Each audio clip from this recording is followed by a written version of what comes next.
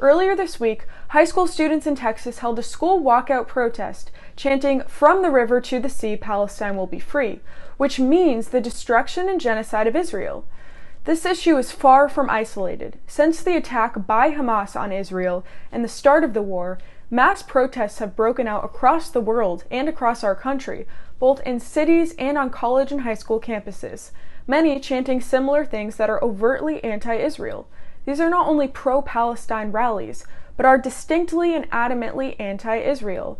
Protests at schools such as George Mason, George Washington University, Princeton, and many more have also included chants of Intifada, chants of glory to the murders, protesters referring to the terrorists as martyrs, speeches calling Hamas's actions a just part of the resistance, protesters calling the violence and atrocities committed by Hamas all propaganda, and more, all justifying and standing by the actions of terrorists.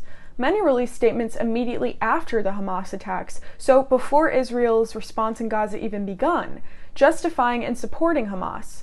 Many faced serious backlash for doing so, such as Harvard, who lost big donors.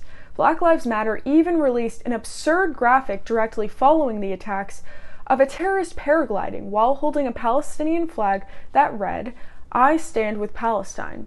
The context of this is that terrorists paraglided into a music festival on the morning of October 7th, starting the attack and brutally killing hundreds. Black Lives Matter walked back on this, but it is absolutely and unequivocally incomprehensible that this was their immediate response to terror attacks in the first place. They, along with many, revealed their true colors in a way that can't just be walked back on. The question becomes, do people really support Hamas, or are they uninformed of the reality of the situation? It is clear that the answer is both.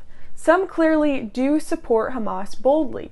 Others seem to be following the crowd, thinking that they're supporting the Palestinian people in a good cause. Journalists such as Mary Margaret Alohan for the Daily Signal reported that sentiment from interviewing students, that some said that they did not support Hamas. I'm Grace Riley, reporting for the American Spectator. Thank you for watching. As always, please go to spectator.org for more, and like and subscribe to stay up to date with the latest videos.